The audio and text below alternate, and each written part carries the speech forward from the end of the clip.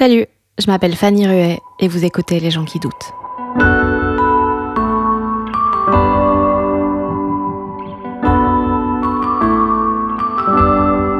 Je trouve ça trop beau la fuite. En fait, quand tu cours, c'est qu'il y a un danger, tu vois. Quand tu fuis un truc, c'est qu'il y a un peu une culture de affronter les choses et tout. En fait, non, tu vois, genre le burn-out, tu fuis un danger, en fait. Tu te sauves, littéralement, tu te sauves, tu vois. Donc, je sais pas, j'aime bien cette idée-là et j'aime bien que ce métier, je crois que c'est un peu genre de la fuite tout le temps, quoi. Plaisir de recevoir une personne si brillante aujourd'hui dans le podcast, c'est Emma Beaujean, que vous avez peut-être découverte sur les réseaux, où elle publie des vidéos face-cam vraiment marrantes, ou sur France Inter, puisque depuis l'an dernier, elle fait des chroniques chaque jour dans la bande originale de Nagui, ma star. Alors Emma, elle a un parcours assez particulier, puisqu'elle a commencé le stand-up il y a plusieurs années, puis elle a arrêté parce qu'elle se retrouvait pas trop dans les codes de la discipline, à savoir blague, on canarde. Ensuite, elle a fait de la télé chez Gulli et s'est remise au stand-up, mais en acceptant cette fois qu'elle allait faire un format un peu hybride, une sorte de seul en scène, très marrant, mais avec un aspect poétique et pas mal premier degré à certains moments. Et c'est ce que compile son premier spectacle, Attends-moi, j'arrive, que j'ai eu la chance de voir. Et bordel, je pense que c'est le meilleur spectacle que j'ai vu cette année. Vraiment, c'est brillant, c'est beau, c'est riche aussi, puisque elle joue, elle chante, elle danse, elle fait des blagues de sexe, et elle imite Vincent Lindon, et elle fait tout bien. Donc vraiment, c'est hyper impressionnant. Donc on a parlé de ça, bien sûr, dans le podcast, de sortir des cases et de réinventer les codes, du fait que être une femme qui monte sur scène et qui parle notamment de sexualité, c'est politique, de remettre en question sa notion de la réussite pour ne pas être malheureux toute sa vie, des galères de la vie de comédienne, par exemple la fois où elle avait décroché un gros rôle dans une série, qu'elle allait partir pour 12 mois de tournage, mais que le jour de son départ pour le tournage, ça a été annulé. Et puis on a aussi parlé de ses peurs très très niches, comme les escargots et certaines boîtes en carton. J'espère que ça vous plaira. Combien de temps par jour sur TikTok ? Combien de temps par jour ? Pas tant. Je poste beaucoup sur TikTok. Non, okay. Je tourne beaucoup de TikTok et j'en poste peut-être une fois tous les 2 jours. C'est quand même beaucoup. Mais random. Et c'est pas du tout des trucs... Pour moi, ça n'existe pas, ce qui est sur TikTok.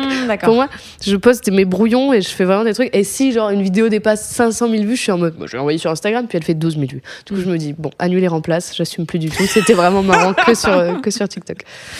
Mais je passe, je sais pas, le soir avant de dormir, quand je dors seule. Bref.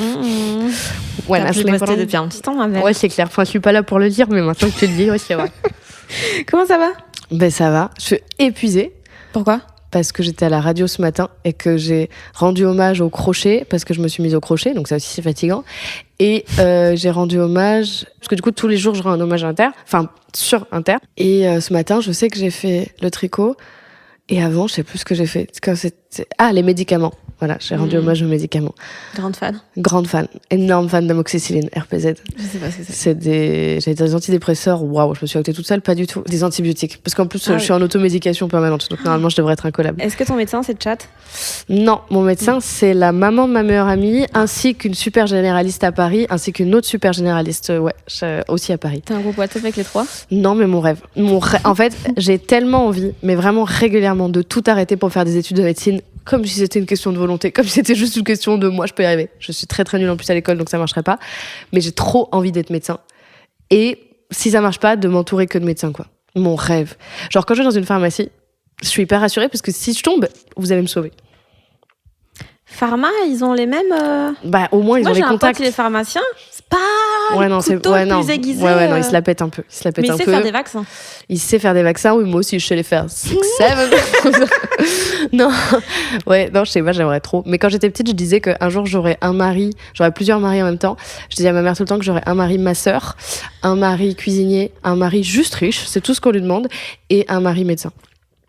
Là pour l'instant, les calculs sont pas excellents. Peux avoir, si t'as un mari médecin, tu peux avoir tout le reste sans que ce soit tes maris. Ou alors si t'as juste beaucoup d'argent, en fait tu veux être riche.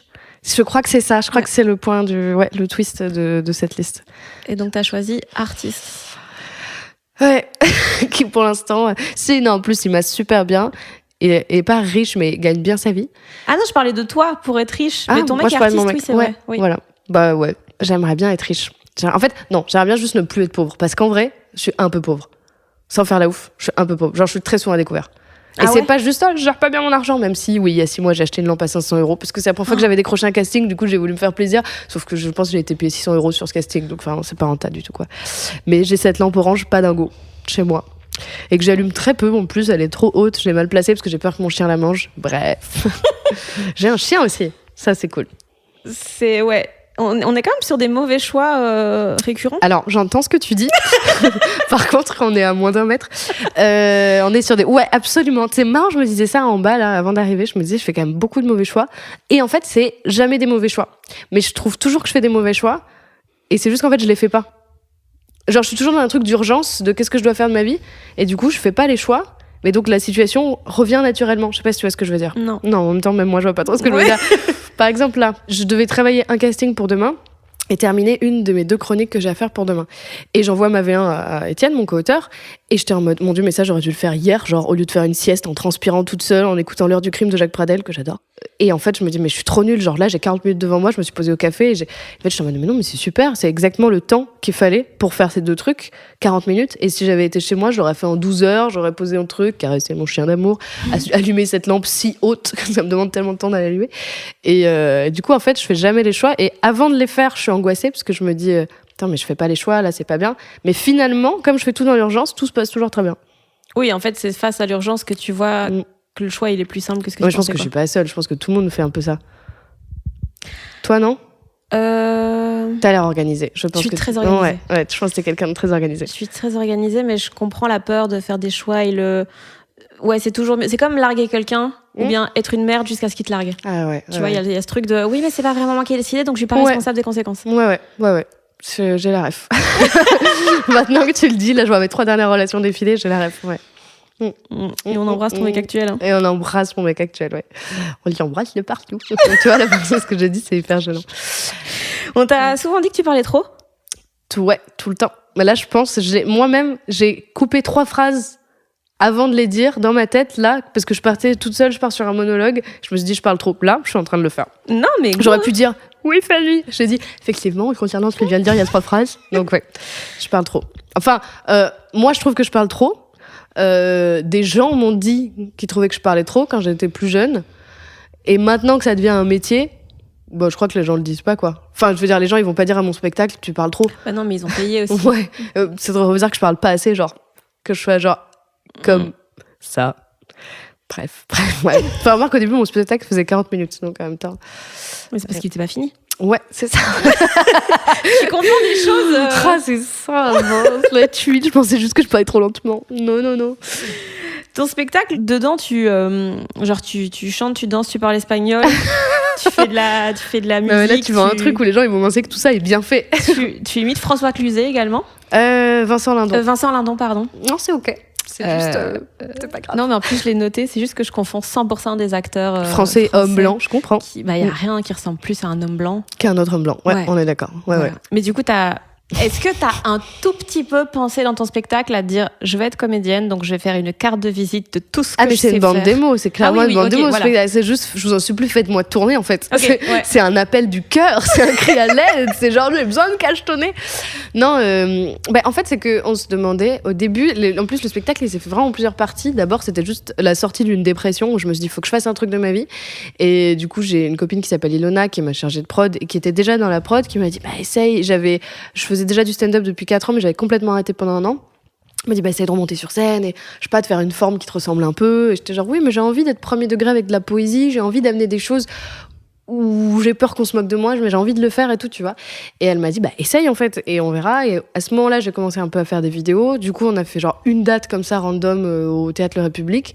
Puis, comme j'avais genre, je sais pas, 10 000 abonnés à peine, j'avais quand même, j'annonçais un truc et une date exceptionnelle, donc c'était complet, donc j'étais trop contente.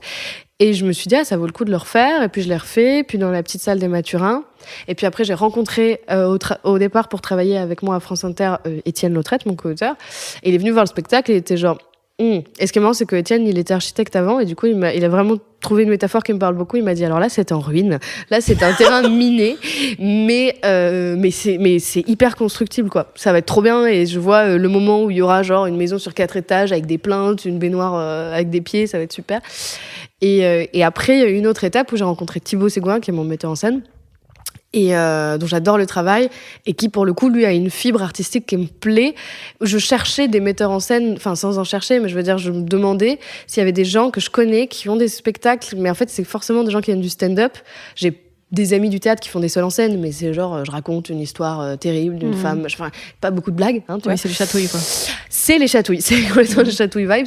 Mais à la fois, je voulais aussi amener ce genre de truc, tu vois, mais je trouvais pas d'ambivalence. Et Thibaut m'a amené voir le spectacle de Mogiz, sur lequel il travaille, qui met en scène aussi. Et j'étais genre, ok, je trouve ça trop bien. C'est vraiment la vibe que j'ai envie de faire. Amener un gars qui, en théorie, vient des réseaux et qui fait juste de la vidéo, l'amener à la Porte Saint-Martin, en fait, en dessous de je sais plus quel spectacle il jouait, mais où il croise Marina Foïs, enfin, tu vois, c'est trop intelligent, je trouve, tu vois, il met des perruques dans ses vidéos, genre, au départ, je suppose des perruques de Jiffy, tu vois, et ben là, c'est le gars de RuPaul qui fait ses perruques, enfin, c'est trop stylé, tout est poussé à un endroit que je trouve hyper intelligent.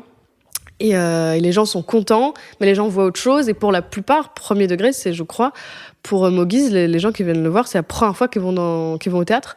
Et plus pas n'importe quel théâtre. Enfin, du coup, je trouve ça génial. Et j'aime trop. Je trouve vraiment que c'est un endroit d'intelligence. Et donc, j'avais trop envie de travailler avec ce gars. Et finalement, ça s'est fait assez naturellement. Et on a commencé à taffer ensemble. Et là, maintenant, ce que tu as vu à Bruxelles, c'est pas la version définitive que je fais à Paris.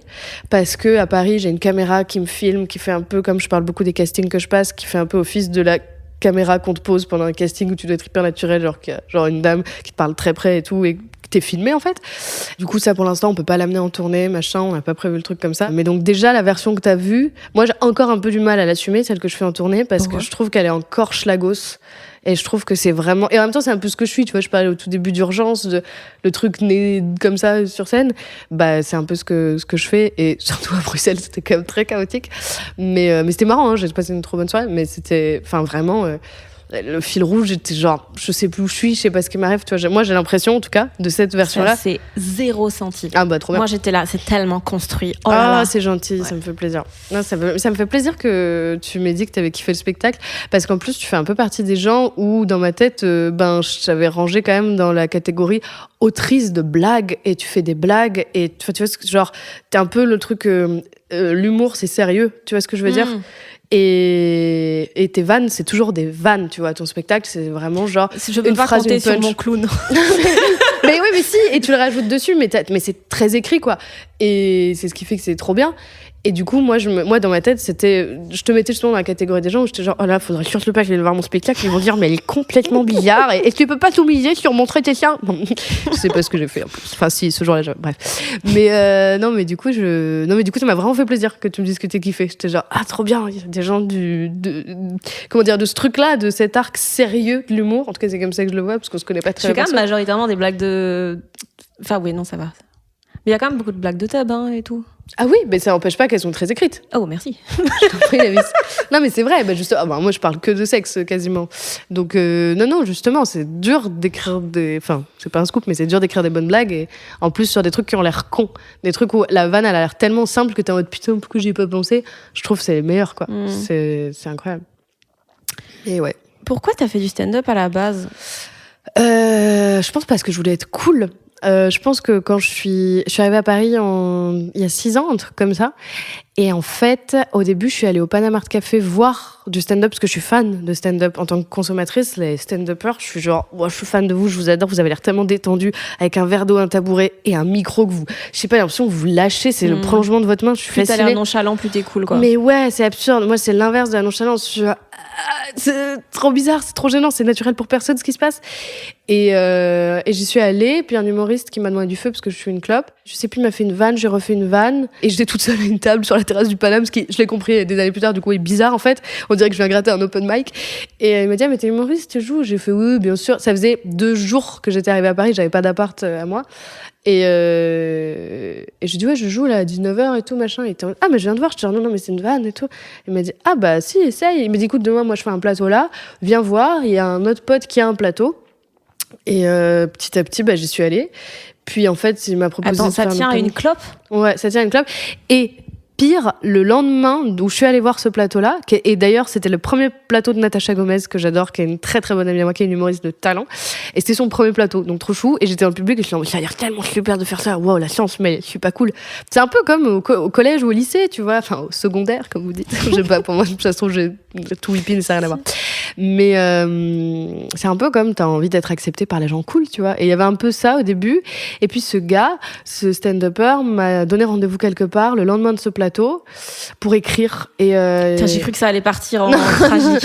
non, trop bien. Il m'a demandé de voir mes seins. Et là, j'ai dit, c'est comme ça. Il m'a dit, ça se fait comme ça, donc c'est comme ça que je l'ai fait. Ouais. Voilà. Et en fait, il m'a dit, et à cette époque-là, c'était Shirley Soignon qui avait le Barbès Comedy Club, et il voit une story du Barbès Comedy Club où c'est genre un open mic, mais c'était vraiment open mic. C'est genre premier arrivé, premier servi. Même si tu t'es arrivé devant par hasard parce que tu voulais prendre un verre, tu montes sur scène. Et c'est ce que j'ai fait. Et il m'a fait monter sur scène et il m'a fait dire ce que vous venez d'écrire dans la chicha. Il m'a donné dans une chicha. J'étais arrivée, j'avais des barrettes, enfin c'est absurde. J'ai fait ça et c'était 2 minutes, je pense, par personne, ce qui était pas plus mal pour moi et pour plein d'autres gens, et notamment le public. Et j'ai trop kiffé.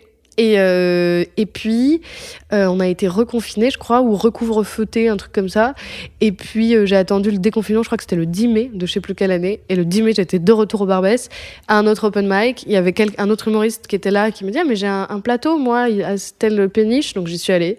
Puis, il m'a dit « Ah, mais attends, j'ai un pote qui gère l'open mic du Paname. » J'y suis allée, et mon premier plateau au Paname, il y avait Kader Aoun dans la salle, et il m'a dit « T'es dispo ce soir ? Ben reste, fais les 3 prochains plateaux. » Et comme ça, après, j'ai fait, je pense, ouais, je sais pas, j'ai dû faire 1 an au Paname non-stop, quoi, à faire tous les plateaux, et c'était très dur, très intense, et en même temps, j'ai rencontré des gens que j'adore, je m'en rencontre peu, mais des gens que j'adore, et ça a vraiment fait un tri des gens super géniaux, genre, je sais pas, tu vois, Myriam Benoît, Tom Baldetti, Alexandra Roth, quel soleil, quelle femme incroyable, et des gens avec qui je m'entendais pas bien, avec qui c'était dur, et moi je suis très naïve, et j'ai 18 ans en plus à ce moment-là, et j'arrive et je me dis « Ah mais du coup, comme on fait des blagues, on est tous copains, c'est ça ?» Et en fait, je te prends les premiers coups de pute, de couteau dans le dos, mais d'une intensité folle.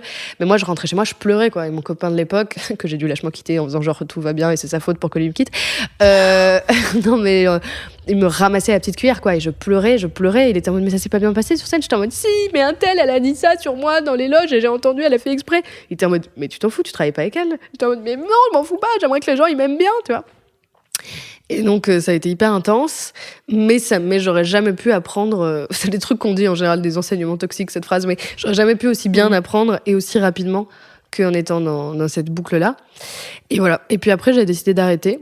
Je sais plus comment. Si, d'abord, je me suis dit, mais attends, je vais aller voir ailleurs qu'au Paname aussi, il y a d'autres trucs. Puis j'ai commencé, je me suis dit, ah oui, non, c'est vraiment, j'aime pas ça. En fait, c'est pas genre juste, peut-être à la fin, je saturais un peu de ce lieu. Pourquoi est-ce que t'es resté 1 an à en faire si t'aimais pas trop ça ? Je sais pas, par exemple, quelle est ta relation au sport, mais moi, j'ai un peu ça avec le sport, où je ne comprends pas, et j'ai des phases un peu maniaques avec le sport, et je comprends pas pourquoi, mais pendant 2 mois, je vais aller à la salle tous les jours, en fait, et je décale des rendez-vous, et ça me fait chier, et je dis, mais non, je peux pas, je dois le faire. Il y a un truc un peu, j'étais en mode, c'est ma destinée. Et puis, il y avait une pression aussi bizarre de tous mes potes qui sont pas du tout dans ce milieu-là, ou mes proches, qui me dit, tu te rends pas compte ta chance là. Là, tu te rends pas compte, il y a des gens qui font la queue pour faire ça et tout machin, et là, toi, on te propose tel plateau. J'avais 18 ans, j'arrivais, j'étais bien payée, vraiment bien payée au Paname, et alors qu'il y avait des gens qui étaient là depuis 5 ans qui étaient moins bien payés que moi, et puis j'avais l'avantage désastreux, quoi, d'être une femme, et donc on me mettait sur tous les plateaux. Un atout charme. C'est ça. Un quota. Ouais, il fallait un quota, et bon, bref, donc c'était assez bizarre, mais je sais pas, il y avait un truc un peu, peut-être sadomaso, où fallait que je continue. Puis parce que, encore une fois, c'est comme, je sais pas, ça doit être comme quand t'es bully, j'étais pas bully là-bas, hein, je veux pas, mais ça doit être un peu le même sentiment que quand t'es bully au lycée, mais un peu gentiment par les meufs populaires, et que du coup, t'es en mode, ouais, mais au moins j'existe, tu vois. Enfin, je pense qu'il y avait un truc de cet ordre-là. Après, j'étais pas non plus, enfin, j'avais pas fait une TS pour ça, tu vois. J'étais une grande fille, il y a des fois où j'étais en mode, ah, j'ai pas envie d'y aller, j'y allais pas. Mais vraiment, c'était parce que j'avais 3 potes, comme pour quitter une relation toxique, quoi, qui me disaient, mais vas-y, arrête. Et personne me mettait de couteau sous la gorge là-bas, hein. C'est moi, j'étais là toute seule, en mode, mais non, faut que je le fasse. En plus, ça veut dire que je suis faible si j'y vais pas. Et puis, j'ai découvert, 1, la dépression, 2, les réseaux sociaux, et 3, la liberté artistique, mais en fait, on peut faire plein de choses, quoi. Et grâce ou à cause des réseaux, le personnage est vachement revenu à la mode, qui était un truc un peu ringos. Moi, dans ma tête, c'était ringard, le perso à mort.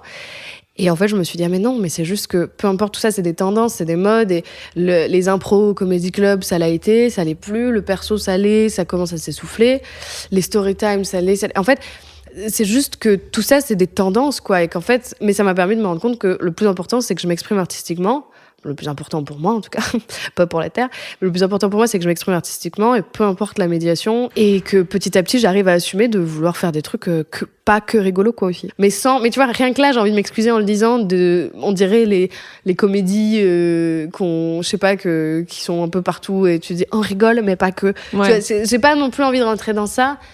Et j'ai envie de dire, quand j'ai des proches qui viennent voir mon spectacle ou des gens avec qui j'aimerais bien travailler, avec qui je me des invites et tout, je leur dis attention, mon spectacle il est bizarre, genre, parce que peut-être je t'ai fait rire sur telle vidéo sur Insta ou sur telle chronique sur Inter, mais ça va pas être ça. Enfin si, je fais des blagues, mais pas que. Et je rentre dans un truc où en fait j'aimerais trop.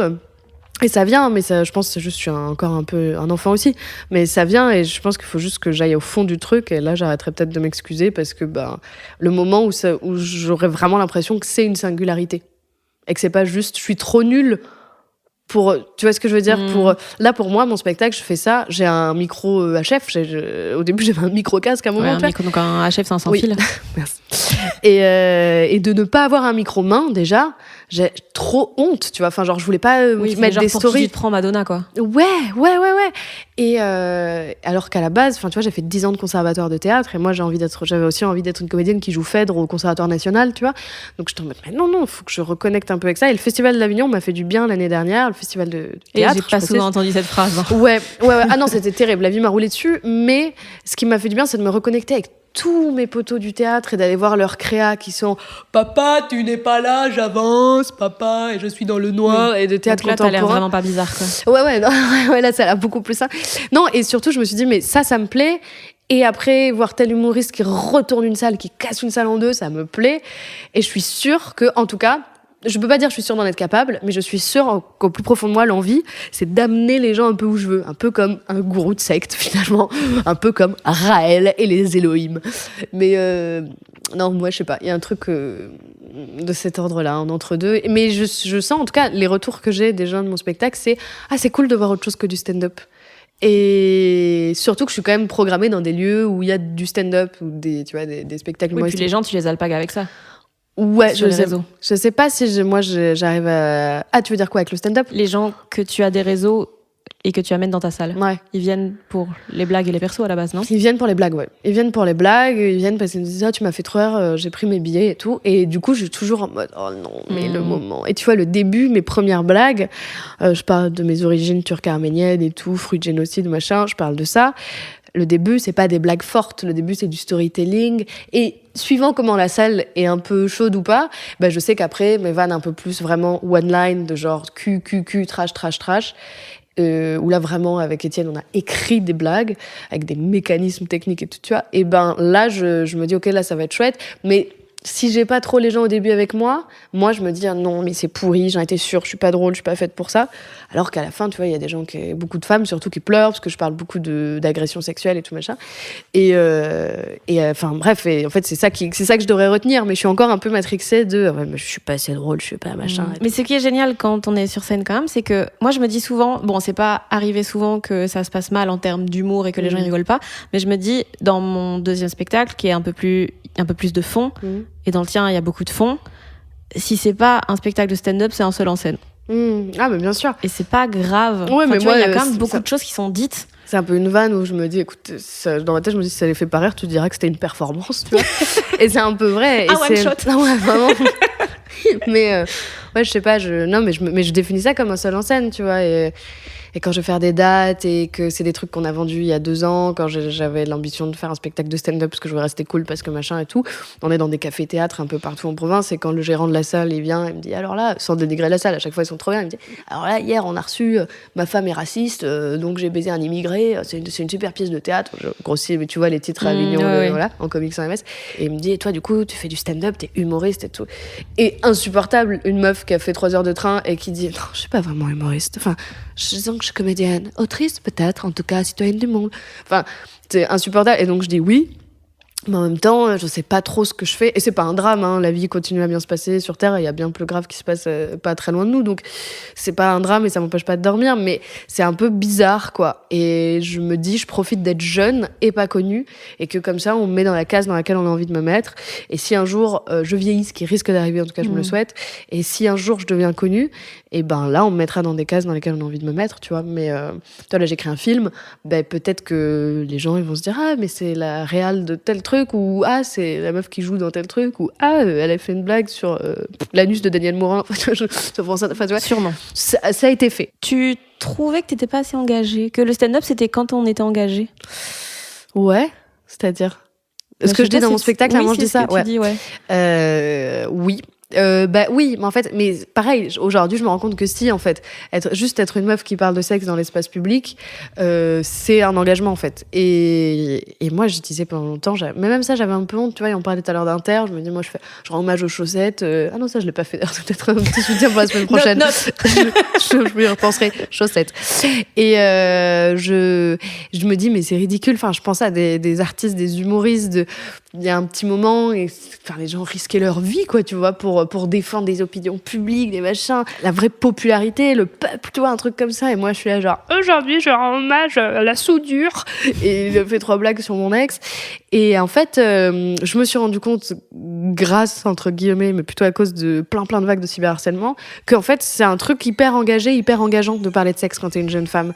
Et de prétendre à ce que ce soit normal de jouir et de prétendre à ce que ce soit normal d'avoir une sexualité et sans en faire un fonds de commerce. Il y a un truc bizarre, quoi. Peut-être dans la tête des gens, soit faut que je sois sur OnlyFans, si j'ai envie de poster des photos en maillot de bain, soit faut que je mette des cols roulés et que je fasse que des blagues sur Sarkozy. Une photo que t'avais mise où t'es entre autres, en culotte et que tu t'es pris des commentaires. Et après, tu vois, j'avais été invitée à Click pour parler d'autres choses, mais c'était la thématique de cyberharcèlement avec 2 autres invités, et donc j'en ai parlé.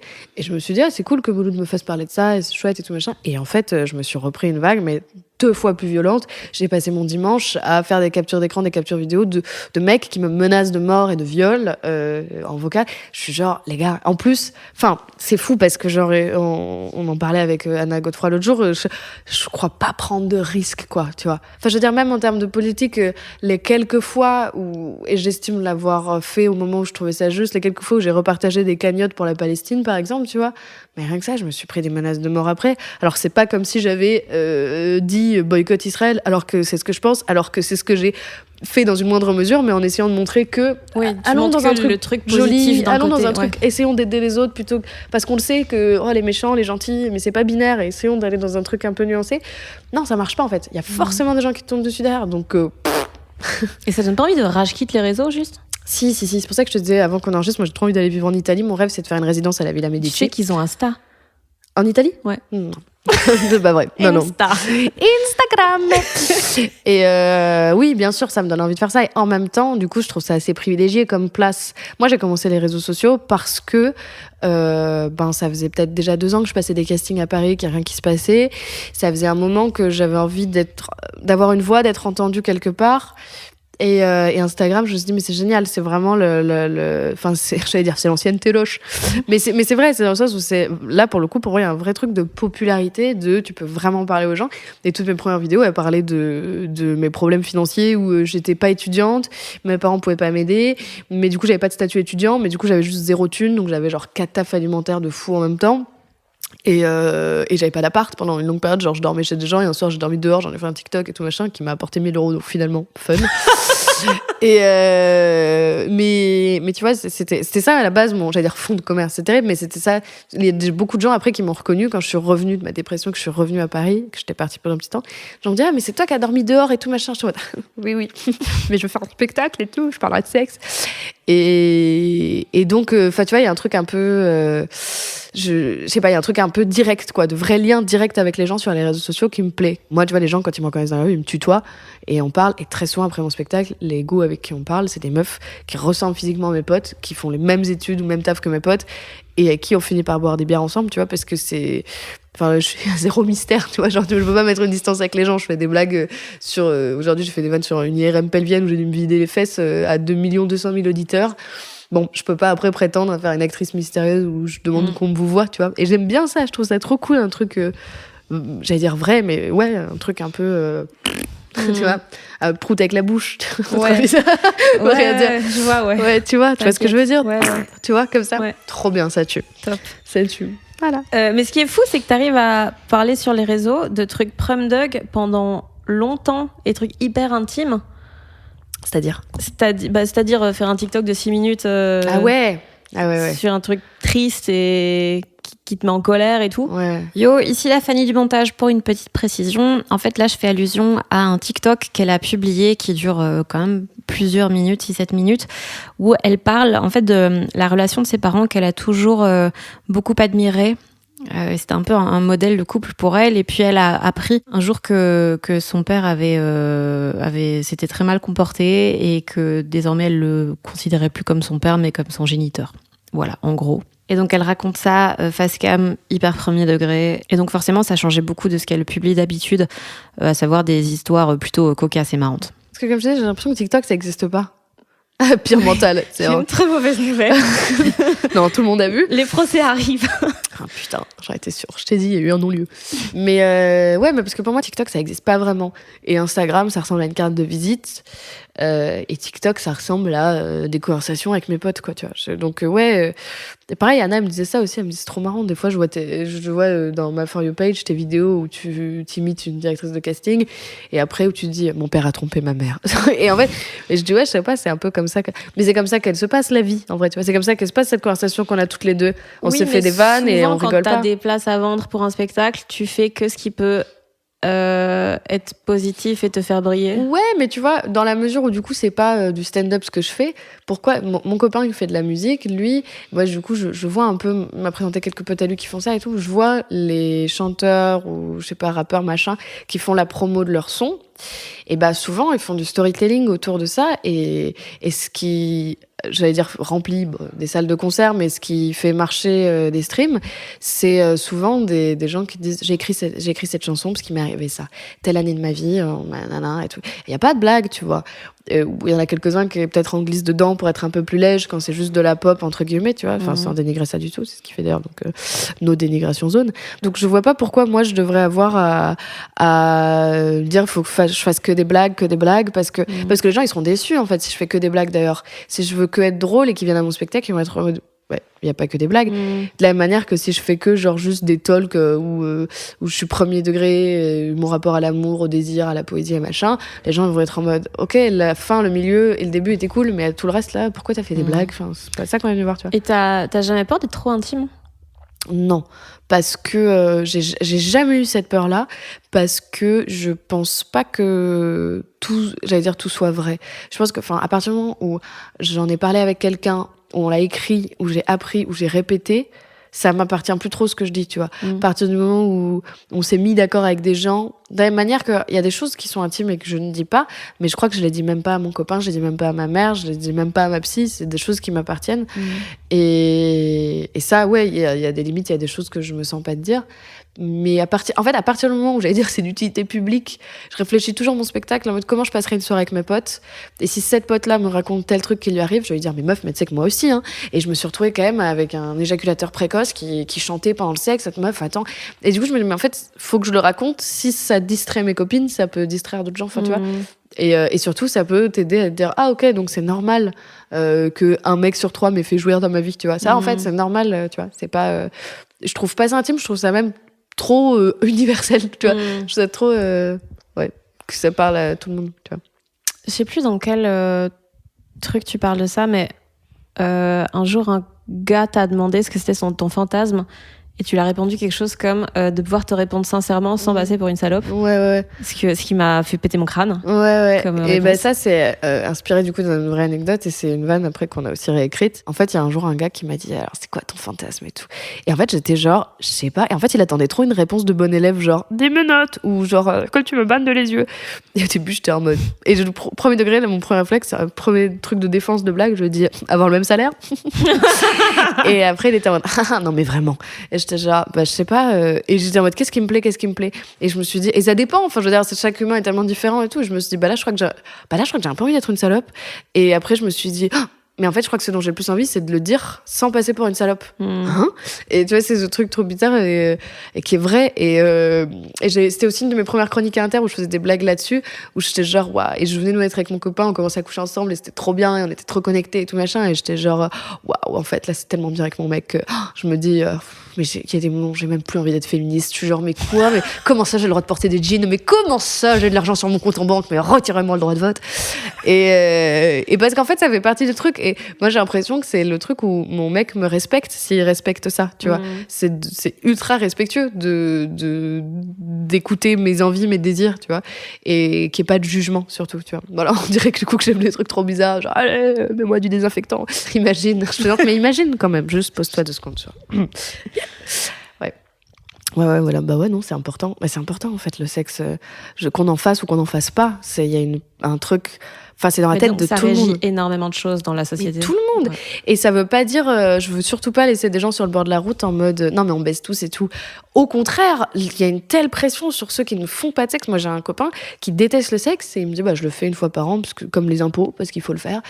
Et je suis genre, ouais, ok. Mais tout le reste de la journée, il y pense. Et tu vois, dans un autre registre, Anna Godefroy, son spectacle, il parle de l'amour au sens de l'amitié. Et elle le dit tout le temps. Pour moi, c'est un non-sujet, l'amour de couple et tout. Je sais pas, c'est tellement moins intéressant que l'amour que j'ai avec mes amis. Et bah, ça, pour moi, c'est un peu le même truc. On parle tellement d'amour, de sexe, de trucs que on peut pas faire genre. Moi, quand je vais dans le métro, mon premier réflexe, c'est que je me dis, tout le monde ici se branle. Wow. What? Non, mais je me dis, alors pas à ce moment-là, ou alors c'est vraiment la ligne 13 à partir de minuit. Vraiment à... Ouais, je me dis, putain, et je me demande, lui ou elle, comment c'est. Oh, putain, attends, mais c'est trop bizarre. Et voilà, ça fait vraiment penser d'agresseur. Mais c'est juste que, je sais pas, là, je me dis, tout le monde se branle, ou tout le monde fait l'amour, ou tout le monde, un jour, a été mal à l'aise avec l'idée d'embrasser quelqu'un, ou de ne pas le faire. Je sais pas, c'est un truc, c'est tellement intense. Il suffit d'écouter de la musique, de regarder des films, de lire des livres, de sortir dans le métro, de voir des pubs.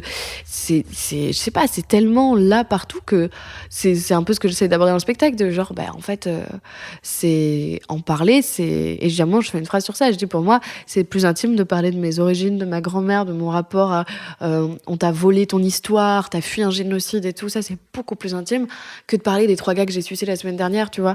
C'est marrant, c'est pour faire rire mes potes, ça, c'est du divertissement. Et d'ailleurs, qu'est-ce que ça raconte qu'on soit toutes plus ou moins amenées à le do it for the plot? Qu'est-ce que ça raconte? C'est terrible. Et à quel moment on re-questionne notre désir? Est-ce que j'avais vraiment envie de faire ça avec ce mec? Ou est-ce que j'avais juste 17 ans et il fallait que j'ai un truc à raconter demain avec mes potes, tu vois? C'est pas moi qui l'ai décidé, mais je trouve ça tellement important, le sexe.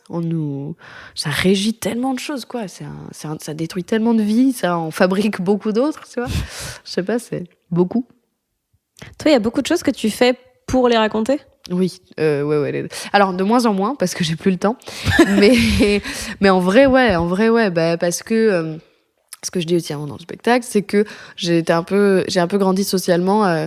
Moi, j'ai déménagé toute ma vie. Et donc, le jour de mes 12 ans, c'était mon 2e déménagement. Et toute ma vie, l'histoire de mon existence, c'était arriver quelque part, se faire des amis, 6 mois après partir, se les défaire et refaire la même chose, et refaire la même chose, et refaire la même chose.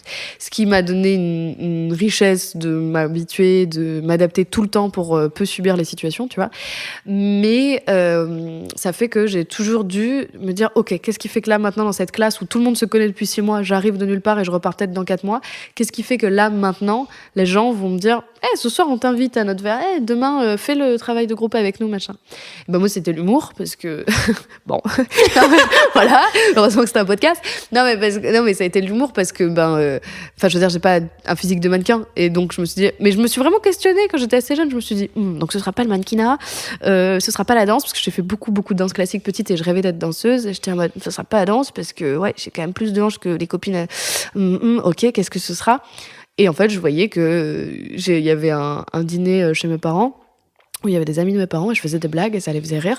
Et là, je faisais rire les enfants des amis de mes parents qui ont mon âge, je faisais rire mes parents et je faisais rire leurs amis. J'étais genre, waouh, je parle au monde entier avec des blagues. Et j'étais en mode, ça va être ça, en fait, c'est hyper logique. Et c'est comme ça que j'ai réussi, je pense, à avoir mon bac, à me faire des potes, à tomber amoureuse, à ce qu'on tombe amoureux de moi, à avoir le courage de faire et dire des choses. Parce qu'en plus, je pense que les messages, quand ils passent par des blagues, ils sont beaucoup plus forts que quand ils passent par une émotion un peu plus random. Tu vois, si je te parle si je te parle de maladie, de mort, de rupture amoureuse, il y a forcément des trucs, des rendez-vous un peu universels où tu vas avoir la ref, ça va être facile de t'émouvoir entre gros guillemets, tu vois. Et alors que si je te dis un truc qui m'a fait trop rire, il y a 9 chances sur 10 que je le raconte très mal, que tu trouves pas ça très drôle. C'est tellement plus dur de faire rire un groupe. Et par contre, quand t'arrives à semer une graine, je trouve, d'une pensée, et que ça passe par la vulnérabilité du rire de l'autre, qui est comme une espèce de petit orgasme de tu te lâches, tu te regardes pas à quoi tu ressembles quand t'es dans une salle dans le noir et que tu rigoles, bah c'est tellement plus gravé dans ta tête qu'une larme, qu'un truc, ou enfin tu vois, c'est tellement plus commun de pleurer, je trouve. Voilà. Toi, il y a des trucs comme ça qui t'ont marqué dans des spectacles d'humour ou des spectacles tout court? Ouais, bien sûr. Alors moi, la première fois que j'ai été genre bouleversée, alors toute première fois, je crois que c'est quand je suis allée à la Comédie Française, et je me souviens même pas de ce que c'était, parce qu'en fait, j'ai passé les 3 heures dos à la scène parce que je regardais la salle Richelieu, parce que j'étais comme waouh. Mais venez, le spectacle durait 3 heures, j'étais dans la tête, je me venez, on prend 6 heures, comme ça on passe 3 heures à regarder la salle où il y a personne au plateau, et après 3 heures à regarder le spectacle. Tellement c'est beau, tellement c'est j'ai l'impression d'être une reine, juste de m'asseoir là, tu vois, c'était absurde. Ça m'a beaucoup marqué, ce qui fait que depuis cette anecdote, je suis très bon public, parce que même si j'aime pas trop ce qui se passe, je vais aimer la musique. Si j'aime pas la musique, je vais aimer les sièges. Si j'aime pas le siège, je vais adorer le plafond. Toujours, ou au moins le moment que ça a amené de conversation avec la personne qui m'accompagne, ou le moment seul que je traverse, je vais toujours trouver du bon dans ces moments-là. Et sinon, j'étais allée voir un collectif liégeois à mon théâtre préféré à Avignon, le Théâtre des Dons, qui est donc un théâtre belge, et qui a une programmation belge, et je trouve que c'est le plus fort en théâtre. Et je crois que le collectif s'appelait Greta Kutskets, un truc comme ça. Et le spectacle s'appelle On est sauvage comme on peut. Et je suis allée le voir peut-être 6 fois. Et c'est juste 6 comédiens, je crois, 3 couples au plateau, qui sont d'une liberté folle. Ça a un peu aucun sens, et à la fois ça en a beaucoup, et c'est en gros une conversation entre 3 couples qui se retrouvent après le burn-out d'un des gars alors qu'ils travaillaient tous ensemble. Et le gars en question pète un câble, parce que le début de cette pièce, c'est qu'il dit, voilà, je vous ai réunis tous, ça a été une période dure pour moi, mais j'aimerais profiter que vous soyez tous là pour demander à ma femme, que j'aime plus que tout au monde, de me manger. J'aimerais que tu me manges ce soir, chérie. Et donc c'est trop bizarre, et il s'en va, et puis il y a des drames, et puis la meuf elle essaie de faire un gâteau pour réconcilier, enfin pour reconquérir son mec, mais elle le fait pas cuire, mais du coup il mange la pâte, il la revomit, enfin tout est tellement bizarre, et j'étais en mode quoi, on peut être aussi libre, et tout était bien, il y avait rien de gratuit là, ça a l'air très très bizarre, ça l'est mais c'est jamais gratuit. Et j'ai été bouleversée, genre c'était vraiment trop magnifique. Et après il y a des films aussi qui m'ont, et des chanteuses. Enfin il y a plein d'artistes, et des poètes où je me suis dit mais c'est fou de devoir choisir un truc sur terre, quoi, tu vois. C'est fou de devoir se dire je vais faire des blagues, ou je vais faire de la photo, ou mais il faut tout faire, quoi. Enfin je veux dire, moi mon rêve c'est que ma carrière, si un jour j'en ai une, ma carrière soit collective. Mon rêve c'est de juste réunir, j'ai tellement d'amis qui ont tous du talent, mon rêve c'est de réunir tous ces gens-là et de faire un film, de faire une maison, de faire un restaurant, de faire une radio, je sais pas, tu vois, il y a tellement de choses à faire, et surtout pour le partager avec des gens qui ont du talent et qui ont le même appétit artistique. Donc c'est plus les gens que je fréquente, je crois, actuellement, qui m'inspirent. C'est plus les gens dans mon quotidien, quoi. Pourquoi t'as voulu être comédienne à la base? Je sais pas, parce que je suis pas sûre de savoir le faire. Honnêtement, petite confession, je pense que je joue mal. Voilà, je l'ai dit. C'est la pire chose, désolée à Lizzie, mon agente. Mais elle me dit que non. Moi, je trouve que je joue pas bien. Et en fait, à un moment, quand c'est dans la bande démo. Dans la bande démo. Non, mais en plus, il y a un moment, quand t'as passé 250 castings et que t'as 8 pauvres callbacks, donc quand on te rappelle, et quelques fois on te rappelle. Je croyais que c'était la reine du callback. Alors, c'est déjà beaucoup. Il y a typiquement une période c'est la période où j'avais 4 tafs alimentaires en même temps, et là j'ai eu un callback où là j'étais vraiment la der des der. Il y avait juste une autre meuf, mais qui me ressemblait pas du tout, qui était très grande, très mince, très blonde, et elle me disait on aimerait bien que ce soit une petite brune avec un peu de peps, des vannes et tout machin. Et le jour potentiel du départ pour aller tourner cette série pendant 12 mois, avec des allers-retours à Paris, c'était pas 12 mois de tournage, le jour potentiel du départ, moi j'allais faire l'ouverture à la salle de sport où je travaillais, et j'attendais, et normalement on m'envoyait mes billets à 11h, je devais partir en milieu d'après-midi, et en fait pas de nouvelles, et à 11h j'appelle meuf qui me servait d'agente entre guillemets à l'époque, Et elle me répond pas. Et puis c'est son assistant qui dit ah oui, ça l'a pas fait, on a oublié de te prévenir, c'est TF1 ou je sais plus quelle chaîne qui a pas validé toi. Et t'es genre, et ton monde s'écroule, alors que pour les gens en haut là dans des bureaux, c'est genre c'est une croix, c'est un hochement de tête, c'est une respiration nasale. Mais toi, ta vie s'effondre, quoi. Ce que tu dis, mais je vais enfin pouvoir. À ce moment-là, j'étais dans une relation toxique. Je pouvais m'échapper, je pourrais gagner de l'argent enfin en faisant quelque chose d'un peu cohérent, autre que ramasser des serviettes sales. Ton monde s'effondre. Et moi, j'ai pas fait d'études, j'ai aucun autre. En fait, je crois que c'est pour ça, c'est que je suis pas, tout ça pour dire que je suis pas sûre d'être une excellente actrice, mais je pense que c'est comme tout, ça s'apprend et je travaille beaucoup. Mais et je sais même pas ce que ça veut dire une excellente actrice en vrai, parce qu'il y a des gens qui me bouleversent pour des raisons complètement différentes au cinéma. Mais moi, j'ai l'impression que techniquement, je veux dire, la première fois qu'on m'appellera pour un vrai rôle, je suis persuadée que ce sera pour moi. Et que ce sera pas en casting, tu vois. Je pense que ce sera quelqu'un que je rencontre là dans un an et avec qui on va travailler ensemble pendant 10 ans et au bout de 10 ans, il me dire écoute, je t'ai écrit ce rôle. Enfin, je pense que ça sera un truc comme ça parce que je vois pas, moi, comment je peux être bonne en casting. Et c'est juste ça, je crois, le désir d'être comédienne, c'est juste même pas un désir, c'est sans faire la ouf, c'est un besoin où en tout cas, je sais que le reste, je suis nulle. Je suis pas sûre d'être très forte à ça, mais je sais que le reste, je suis nulle. Donc je me dis, par élimination, tu vois, il y a un truc un peu logique où. Mais t'as pas testé tout le reste? J'ai pas testé tout le reste, mais en tout cas, j'ai pas assez l'appétit urgent, enfin, le truc d'urgence dans le ventre pour faire ça, quoi. Tu vois, à un moment, je me dis que je vais faire de la prod. À un moment, je me dis que je vais faire de la prod dans le ciné. Bah, en fait, non, ma belle, t'es à découvrir le 5 du mois. Tu peux pas gérer des budgets pour d'autres gens, déjà que tu sais pas le faire pour toi.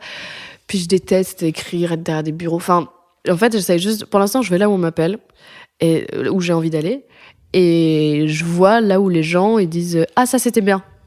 Quand il y a une majorité de gens qui disent ah, ça c'était bien, je me dis ah, qu'est-ce qui s'est passé là, tu vois, c'était quoi, dans quelle énergie j'étais, est-ce que c'était une blague, est-ce que c'était pas une blague, c'était quoi ma voix à ce moment-là, tu vois. Donc je sais pas trop pourquoi j'ai envie d'être comédienne, mais je sais que c'est parce que j'ai pas envie de faire plein d'autres choses. Il s'est passé quoi quand on t'a dit non, ça va pas le faire ce tournage-là? Mais moi, c'était. Quel âge t'avais déjà? Ça, c'était il y a pas si longtemps, c'était milieu 2023, donc j'avais 22 ans. Ok. Ça, c'était mais c'était terrible parce que en plus j'avais tous ces tafs-là, ma vie s'écroulait littéralement, mon appartement s'écroulait aussi littéralement. J'avais des dettes de partout, je galérais à finir le mois et j'arrivais. En fait, en plus je travaillais comme une ouf pour payer un appart dans lequel j'étais jamais parce que je passais ma vie à travailler. Comme je passais ma vie à travailler, il n'y avait plus aucun élan appétit artistique quelconque. Je ne savais pas que je pouvais prendre le temps et avoir l'envie de faire des vidéos, d'écrire un spectacle, d'écrire de la poésie. Et j'étais dans une relation hyper toxique, tout était terrible, je voyais plus mes potes parce que je faisais que travailler. Du coup, les gens que je voyais, c'était les gens avec qui je travaillais, mais les seuls moments où on se voyait, c'était le soir après un des boulots qui est la restauration, donc c'est que des gens qui s'envoient dans la gueule. Et au bout d'un moment, en fait, ça m'intéresse pas du tout, donc je suis juste trop gênée. Et en fait, moi, il y a eu un truc de pitié, et en plus, c'est la première fois que ma mère, qui me connaît bien, et que j'aime d'amour, c'est la première fois que ma mère, elle m'a dit t'es sûre que ça va le faire? C'est la première fois qu'elle a eu un doute, elle aussi. Parce que là, il y a quand même plein de signaux rouges, quoi. Tu vois, là, il y a plein de trucs qui disent non, là, faut. Et je me suis inscrite à la fac, je me disais, faut que je fasse des études, faut que je commence le truc là. C'est quoi? CM, cours magistraux? Faut que j'aille à la cafette, faut que je fasse des trucs comme ça, normaux, faut que je participe aux soirées étudiantes le jeudi soir, tu vois. Parce que c'est la première fois où je me suis dit, ok, c'est pas fait pour moi, quoi. Là, c'est sûr. Là où à l'inverse, en vrai, je me suis jamais trop inquiétée alors que je savais que ça allait être compliqué et que ça l'est toujours, c'est très compliqué. Hein. Je crois que t'arrives jamais à un point où ça va, même s'il y a des situations moins urgentes que d'autres. Mais là, ouais, en fait, pour la première fois, j'ai un doute, quoi. Et je suis tellement née avec... Ma mère m'a toujours portée en me disant, je sais que c'est fait pour toi, je sais que... Et comme moi, elle m'a toujours dit, je sais qu'en tout cas, tout ça est pas fait pour toi. Je sais que faire des études, des trucs, des machins, tu vas être malheureuse, donc pas bonne à ça. Mais c'est rare les parents qui te disent ça. Ouais, j'ai beaucoup de chance. Et ma mère m'a vraiment donné tout ce qu'elle pouvait, en confiance, en amour, en temps, pour croire en moi. Tu vois, la première fois que j'ai fait du théâtre, c'était au conservatoire à La Réunion, où j'ai grandi. Et il fallait avoir 15 ans, j'allais en avoir 14. Du coup, elle m'a fait une fausse carte d'identité, parce qu'elle est graphiste. Elle m'a fait une fausse carte d'identité. C'était même pas pour entrer en boîte ou quoi. Évidemment, j'ai utilisé pour après. Mais juste pour pouvoir passer le concours. Et une fois que je l'ai passé et que j'ai été prise, j'ai dit, ok, en fait, j'ai menti. C'était en mode, ok, on va faire une dérogation, mais machin. Et c'était vraiment un élan d'amour, c'était vraiment une grosse preuve d'amour de sa part, parce que ça fait, en fait, je peux pas dire genre, c'est trop bizarre parce qu'en plus ça m'énerve un peu les gens qui sont sûrs d'eux, peut-être parce que je les envie, mais je peux pas dire j'ai toujours su que ça le ferait parce que je sais pas et je sais pas ce que ça veut dire ça le fait, je sais pas ce que c'est, mais juste j'ai toujours su que ça va être très drama hein, mais j'arrête les trigger warnings et de m'excuser, mais c'est vraiment ça où je meurs sans blague, c'est vraiment je fais cette direction un peu artistique où je meurs, le reste ne m'intéresse pas. Mais ça vient de ça, c'est un truc que moi je comprends pas parce que je pense que j'ai pas du tout ce truc vital là. Tu ressens quoi? Enfin, tu ressens quoi quand t'es sur scène? Parce que tu m'as déjà dit aussi, je suis jamais 100% satisfaite quand je sors de scène. Ouais. Et j'ai l'impression que t'es en permanence à ça de tout arrêter. Oui, mais moi en tout cas, c'est ce qui me prodigue un équilibre. Oui, mais du coup, qu'est-ce que tu ressens quand t'es sur scène que tu aimes autant? Je sais pas justement, je crois que c'est ça qui est bien, c'est que je me souviens pas de ce qui se passe sur scène. C'est quand je suis sur scène, ça m'appartient plus trop, ça sort de ma bouche. Je calcule pas trop ce que je dis et du coup pour une des rares fois j'existe moins, en fait je porte moins le poids d'exister quoi, un peu comme ce que je ressens dans l'amour ou dans le sexe, et c'est pour ça que je fais un peu le parallèle et c'est un peu pour ça que je défends autant, en tout cas moi, le sexe quand ça se passe bien et que je le défends autant dans mon spectacle, c'est parce que je ressens ce lâcher prise qui ressemble à un orgasme, qui ressemble à boire un verre avec quelqu'un que t'aimes, avec des amis, un regard fier de quelqu'un de ta famille, enfin tu vois, c'est pendant un moment t'existes plus trop quoi, tu vois. Je sais pas si t'as vu le dessin animé Saul, t'existes plus trop et en même temps t'existes vraiment toute seule devant des centaines de personnes. Oui, mais enfin moi je me cache derrière ça et c'est aussi pour ça que je suis jamais satisfaite, je pense, c'est parce que je peux pas te dire ce que j'ai fait, je peux pas trop te dire ce qui s'est passé, tu vois. Et moi je prends pas de drogue, mais je pense que ça doit être un peu la même chose quand tu te drogues. Et ça doit aussi faire que chaque redescente est dure et triste, tu vois. Et moi je sais que du coup j'essaye de faire en sorte que mon quotidien soit rempli d'actions qui me mènent à ce truc-là. C'est-à-dire que je joue pas tous les jours, Dieu merci, sinon déjà une fois par semaine je suis au bord du burn-out, mais écrire des blagues pour la radio, écrire des vidéos ou pas les écrire, réfléchir à quel truc je vais pouvoir dire à telle soirée ou d'inauguration de machin. En fait, ça fait que j'ai tout le temps au moins l'impression d'être actrice d'un truc qui va me rendre heureuse. À un moment, tu vois. Voilà. Et du coup, Saul, c'est le chat qui a peur de l'eau? Non, mais je l'ai pas vu lui, mais j'aimerais bien le voir. Je sais plus comment il s'appelle, ça va m'énerver parce que je vais pas retrouver. Yo, encore ici la Fanny du montage. Le chat qui a peur de l'eau, c'est pas Saul, c'est Flo. Bon, concrètement, il y a 4 lettres, hein, donc j'étais pas si loin. Saul, c'est un Pixar, c'est un... la trompette. Ouais, c'est ça. Le jazz, oui. Exactement, la trompette, le jazz, qui est le nom québécois. La trompette, le jazz. Et ben en fait, tu vois, là, j'accompagnais mon copain faire un concert au Monténégro et son guitariste, Noé, il est trop fort et ça m'a trop touchée parce que ça m'a fait penser à Pixar, à ce perso-là, qui, tu sais, quand il trouve sa vocation, son truc, son âme est connectée et que tout le reste, et c'est trop génial que ce soit un dessin animé et qu'en plus on puisse le voir et le voir enfant et que ce soit aussi bien dessiné, que ce soit si beau, et ben tout le reste il s'envole et il n'existe plus. C'est un peu ça, tu vois, dans les moments de grâce, c'est que littéralement t'es un peu comme si tu volais. C'est un peu ce que je ressentais quand je faisais de la danse, c'est qu'en danse classique on était tiré par un fil entre le sol et le ciel, et un truc au moment t'existes plus vraiment et qui est trop agréable. Et je l'ai dit à Noé, à ce guitariste, et c'est exactement ce que moi je ressens quand non, j'allais dire quand ça se passe bien, mais même quand ça se passe mal, tu vois, le truc que je racontais sur TikTok un peu triste de mon père qui n'est plus mon père, et ben la veille de ça, j'apprends ça à genre 20h et le lendemain, je me lève à 6h30 pour aller faire 2 émissions inter, et après j'ai un casting à passer l'après-midi, et après j'ai une interview pour un truc, et après le soir je répète, et juste après ça, le soir je joue mon spectacle. Et en fait, j'ai pas dormi de la nuit, mais heureusement que je fais ce métier en fait, parce que ma sœur qui, elle, fait un taf un peu plus normal, ma grande sœur, je m'imagine pas comment il a dû être son lundi. T'es obligé de te confronter à toi, au vrai truc et tout. Moi, j'ai la chance de pouvoir tout le temps fuir. Oui, t'as pas le choix, quoi. Mais ouais, sauf qu'en plus, je suis payée pour fuir tout ça, tu vois. Et en plus, moi, pendant un temps, je voulais aussi essayer d'amener dans ce spectacle un peu l'éloge de la fuite, parce que je trouve ça trop beau, la fuite. En fait, quand tu cours, c'est qu'il y a un danger, tu vois. Quand tu fuis un truc, c'est qu'il y a un peu une culture de affronter les choses et tout. En fait, non, tu vois, genre, le burn-out, tu fuis un danger, en fait. Tu te sauves, littéralement, tu te sauves, tu vois. Donc, je sais pas, j'aime bien cette idée-là et j'aime bien que ce métier, je crois que c'est un peu genre de la fuite tout le temps, quoi. T'as peur de quoi? J'ai une peur monstrueuse des escargots. Des escargots? Je ne peux pas. Alors que j'adore les crocodiles, paradoxalement. Je suis fan des crocos. Trop bizarre. Là, c'est vraiment la discussion entre les deux enfants bizarres sur le canapé. J'adore les crocos et toi. Mais qui est meilleur, Yoku? Ouais, Yoku qui est escargot. oui, parce que quand tu... non, j'ai une peur bleue des escargots. C'est-à-dire que quand j'en vois un, je pleure, je fais une crise d'angoisse et tout. J'ai très peur, après j'allais dans des trucs moins concrets, mais j'ai peur des petites boîtes en carton.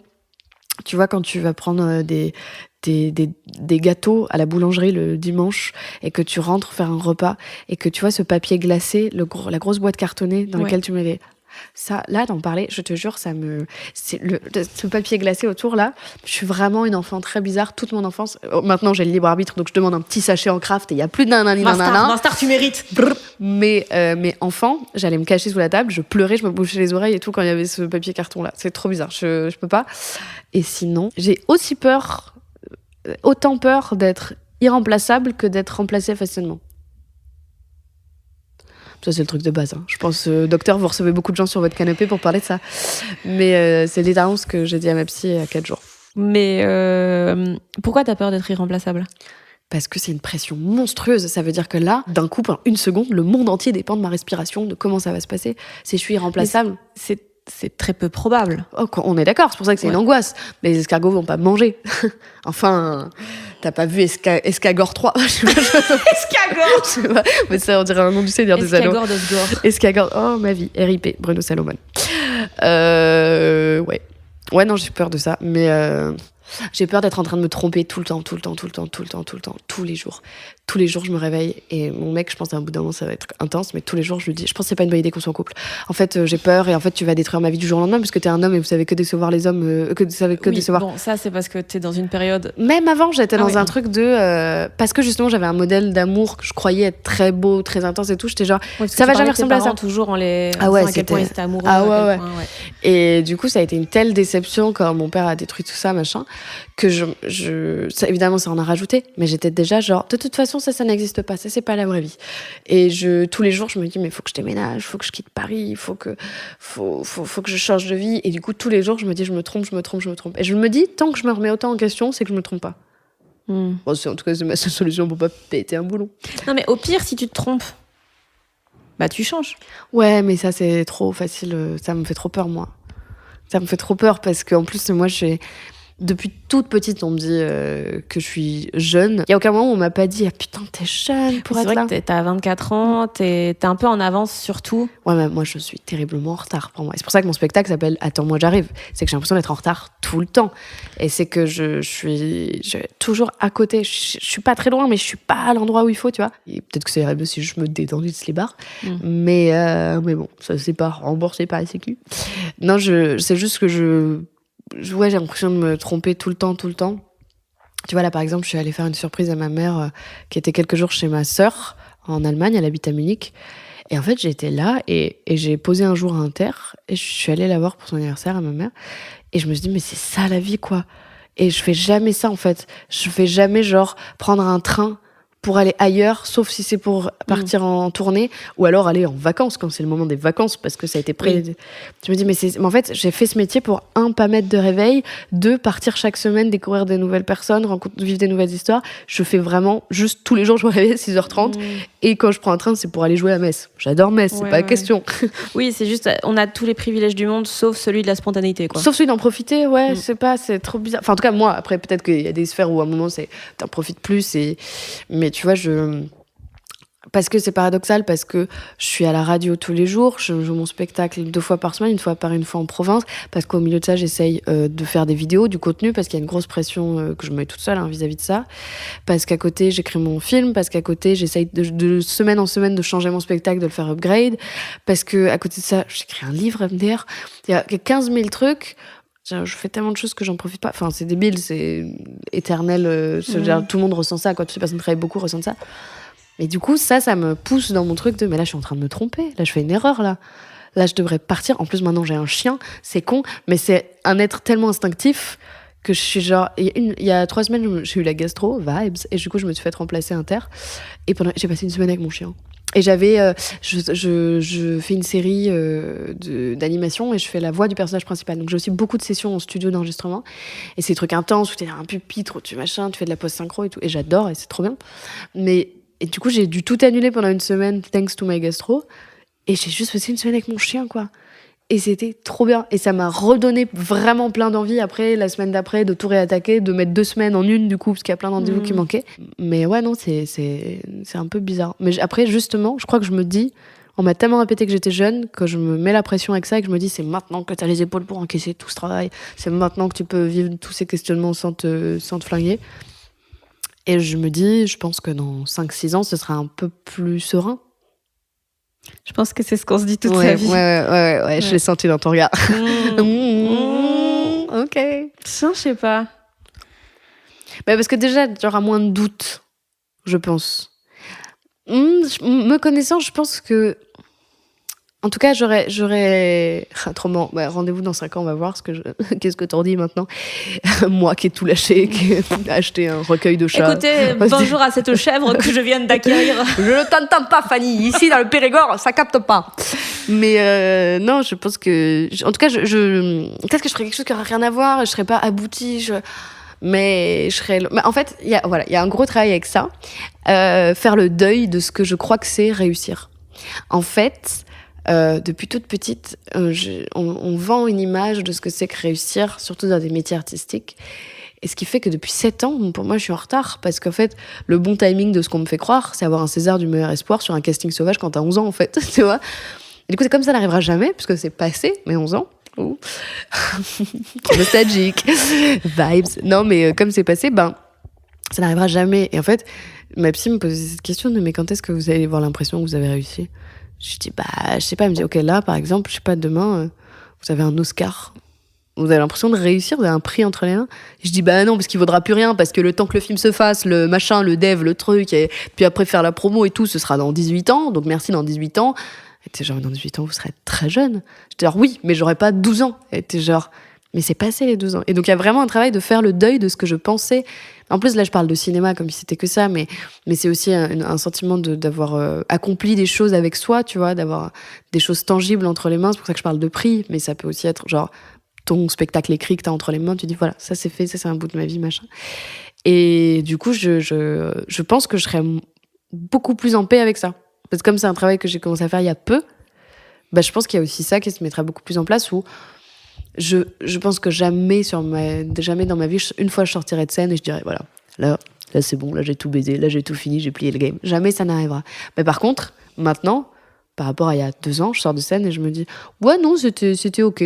Mais ça va pas empêcher d'aller me prendre une petite pinte et de fêter ça avec des gens cool. Enfin, tu vois, c'est juste ça le rapport qui change. Je pense que moi, je changerai pas, mais mon rapport aux choses changera.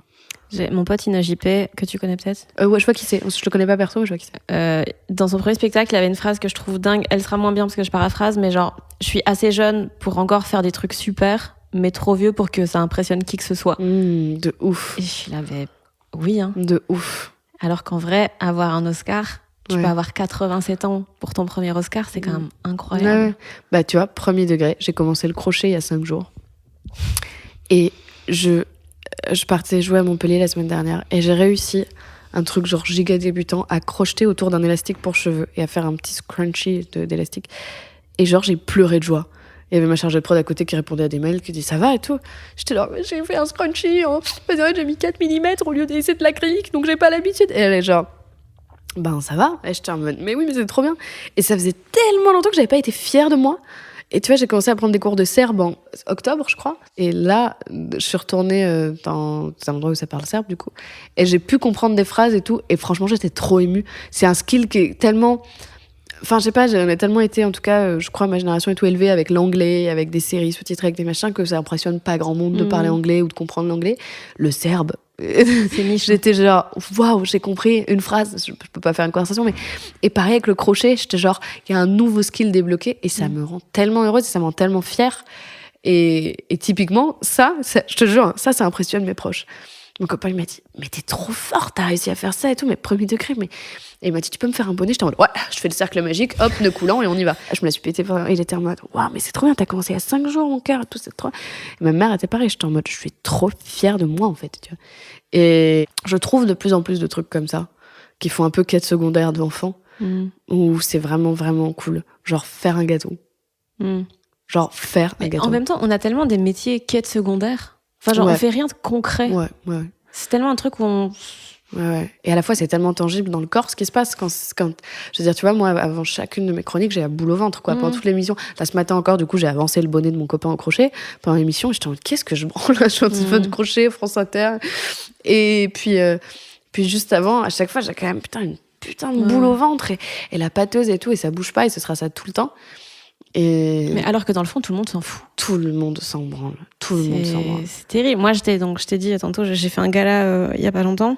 Et donc, il y avait une dizaine d'humoristes dans la loge.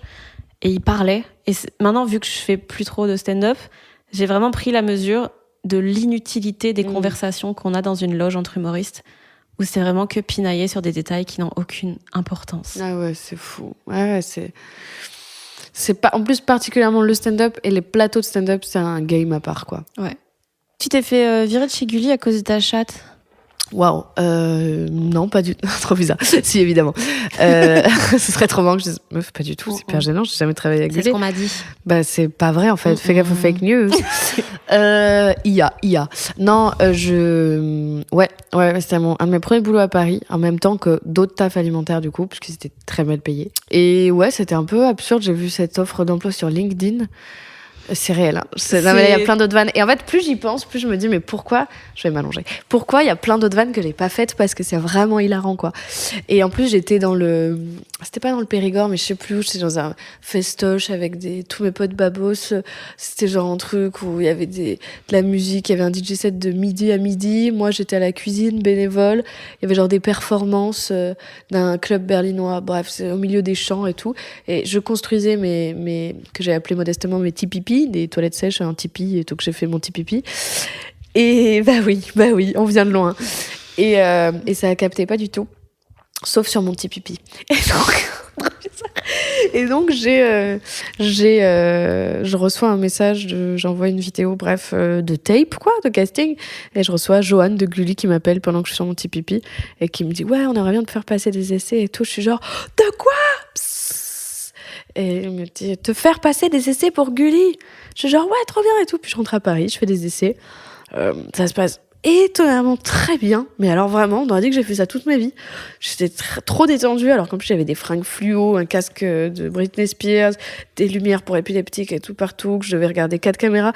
Mais en fait, ça ressemble un peu au théâtre contemporain au niveau du jeu. Je te jure que c'est vrai. Genre, tu sais, pour s'adresser à quelqu'un, tu regardais pas quelqu'un, tu regardais ta caméra et lui regarde sa caméra à lui et tu fais, mais c'est pas vrai, c'est Gwenaël qui a gagné le lot.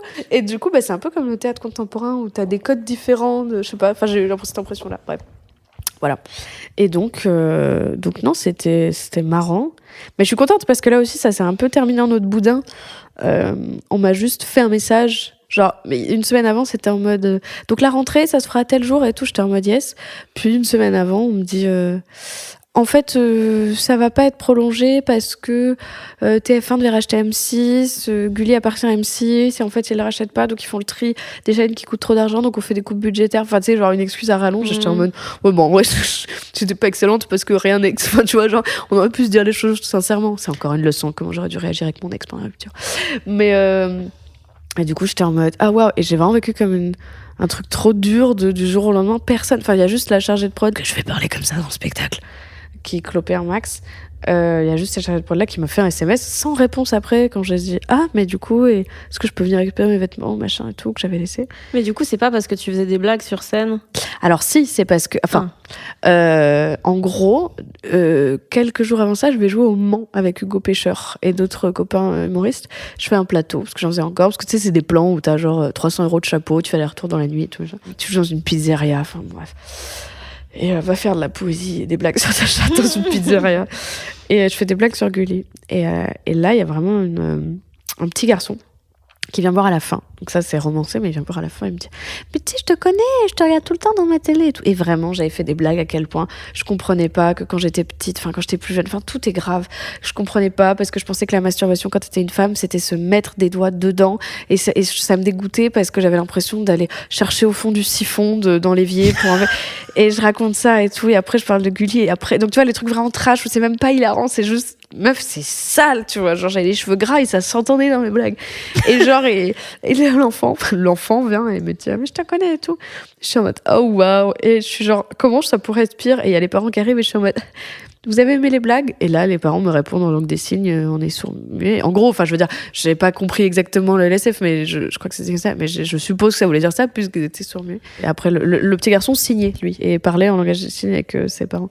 Et j'ai vu la maman qui a fait comme ça, et parce qu'elle lisait sur la lèvre. Expliquer les blagues en langue des signes? Bah non, mais non, il a dû lui dire, ah, mais c'est la fille que je regarde. Enfin, je suppose, encore une fois, je comprends pas tout, mais c'est la fille que je regarde. Là, c'est l'équivalent de faire un accent, ça. ouais, je sais, mais tout est très problématique. Enfin, je crois que, en fait, non, bon, c'est un autre débat, mais je crois que si j'étais un homme, je serais problématique. Je me suis déjà fait la réflexion. Mais déjà, juste pour faire autant de vannes de cul et dire à quel point. Tu serais insupportable. Je serais insup. Je serais insup parce qu'en plus, je pense que je pourrais baiser. Je pense que ça m'empêcherait pas de ken, tu vois. Là, en tant que meuf, c'est genre, c'est bien, il faut prendre cette parole et cet espace public et tout. En tant qu'homme, c'est genre, mais ta gueule. Et faire plaido, enfin, les deux. Hein. Donc non, ça me va. Ça me va. Mais bref, ça va, allez, sors de là, Emma. Tout ça pour dire que, voilà. Et donc, dans la semaine où, une semaine avant, on m'envoie, du coup, pour la semaine prochaine, machin, rendez-vous telle heure et tout. Et bah dans la semaine, genre je crois milieu de la semaine, ça doit être genre mardi, mercredi, je vais jouer là-bas. Et en fin de semaine, je reçois ce message et moi j'ai pas fait le lien. Et puis c'est en le racontant à ma mère qui a été en mode ah mais tu penses et tout machin. Et je suis persuadée. En fait, c'était déjà un problème. Déjà avant quand j'ai commencé à je sais pas si j'ai le droit de le dire mais je le dis. Quand j'ai commencé à travailler chez Gulli. Ça, c'était verbal, hein, comme l'a dit, j'ai rien signé, évidemment, mais on m'a dit c'était mieux que j'apparaisse pas en sous-vêtements, c'est évident, mais du coup, même en maillot de bain sur les réseaux sociaux. Et je sais pas si j'ai le droit d'outer tout ça, mais j'ai une collègue qui était enceinte et elle l'a cachée jusqu'à ce que ça soit obligé de se voir, quoi, parce que on l'aurait virée à cause de ça. Parce que ça aurait voulu dire qu'elle s'est faite enfanter, quoi. En gros, tout est trop trash. C'est une chaîne pour enfants. Bon, bref. Et, mais les enfants, ils sont nés comment? Bah, il y a le cigogne, c'est ça. Hein. Ah, pardon.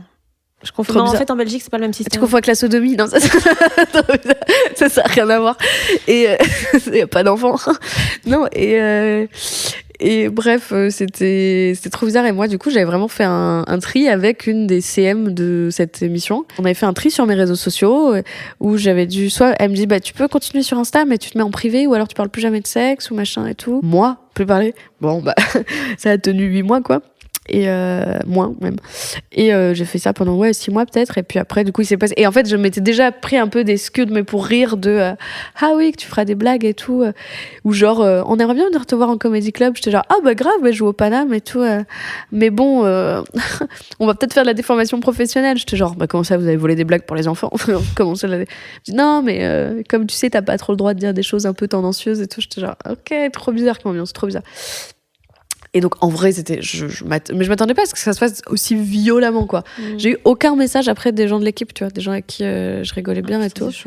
Et j'ai aucun message de ces gens. Mais c'est encore une fois trop bien que ça me soit arrivé à l'échelle de Gulli à 18 ans. C'est que si un jour ça m'arrive, je sais pas, chez Canal ou des trucs comme ça, tu sais, c'est des... Enfin, je pense que je t'apprends, c'est des trucs hyper cruels, quoi. T'arrives, ton badge, il marche plus, personne t'écrit, enfin, tu vois. Je suppose. Donc, en tout cas, ça m'a préparé à des trucs comme ça où... À l'échelle de Gulli, ça va, quoi. J'ai 19 ans, enfin, je vais avoir 19 ans à ce moment-là. Ça va. Quand t'étais enfant, tu mettais sur tes fiches que ton rêve, c'était d'être chroniqueuse chez France Inter? Ouais. Ça et d'autres choses, quand même. Ah. Je voulais être née, genre NEZ, genre le nez pour faire des parfums. Je voulais être vivante. Je me sens vivre, maman. Mais tu as 6 ans, ouais. Je voulais être née, faire des parfums. Et puis après, je me suis cassé le nez. Il est tordu, mon nez. Et du coup, j'ai une narine qui fonctionne quasiment pas. Ok. Et donc, un peu chiant. Et après, je me suis dit, je voulais faire de la danse à haut niveau aussi. Et après, encore une fois, vraiment, j'avais une prof qui m'avait dit que j'étais trop grosse pour faire ça. Pour l'instant, du coup, il y a que l'humour et les chroniques qui avaient l'air assez accessibles. Le service public était quand même bien plus accessible que l'Opéra de Paris. Et je voulais un peu aussi être princesse. Et j'étais vraiment... Moi, j'ai des gros TCA comme beaucoup de femmes, je pense. Et j'étais vraiment baisée par mes TCA que j'ai eu très, très, très jeune, très tôt. J'ai une maman qui a été anorexique toute sa vie. Et du coup, j'étais un peu baignée dans ça. Et j'avais un père qui, lui, était très genre les femmes, elles doivent être minces et machin et tout. Et il nous félicitait quand on perdait du poids avec ma sœur et tout, des trucs assez toxiques. Et du coup, ça fait que je me souviens très bien quand j'avais à peu près entre 7 et 9 ans. C'était un peu l'âge de raison de qu'est-ce que je vais faire de ma vie maintenant ? Tu es vieille, Emma, tu vas sur tes 9 ans, réfléchis un peu, inscris-toi à la CAF, merde. Et je me souviens que là, je m'étais dit, ok, qu'est-ce que je peux faire ? Et justement, c'était la période où je me suis dit, est-ce que je peux miser sur le physique, moi ?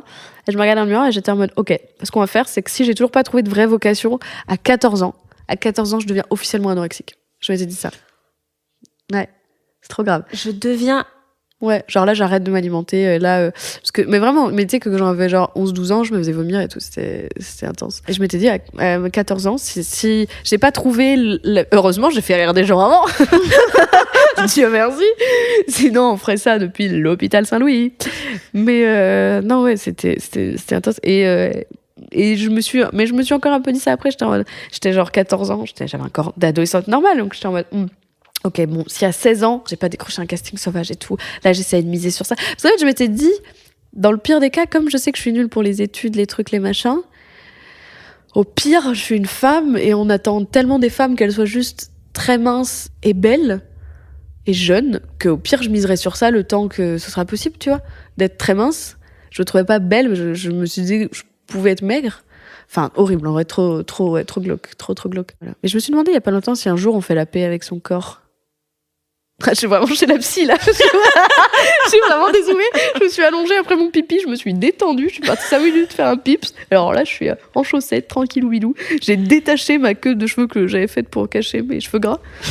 Donc là, ouais. Non, mais vous voyez, docteur. Non, je sais pas. Toi, tu te sens bien avec ton corps ? Non. Non. Mais je crois que c'est rare, les gens qui sont à l'aise. Ouais. L'autre jour, Lisa Desmoitiers, dans une chronique, elle citait Kate Moss qui a dit un jour « Il y a rien qui a meilleur goût que la maigreur ». C'est fou, hein C'est fou, hein, les années 2000, de grandir avec ça et que ce soit si peu fini. Et moi, ça me rend un peu triste.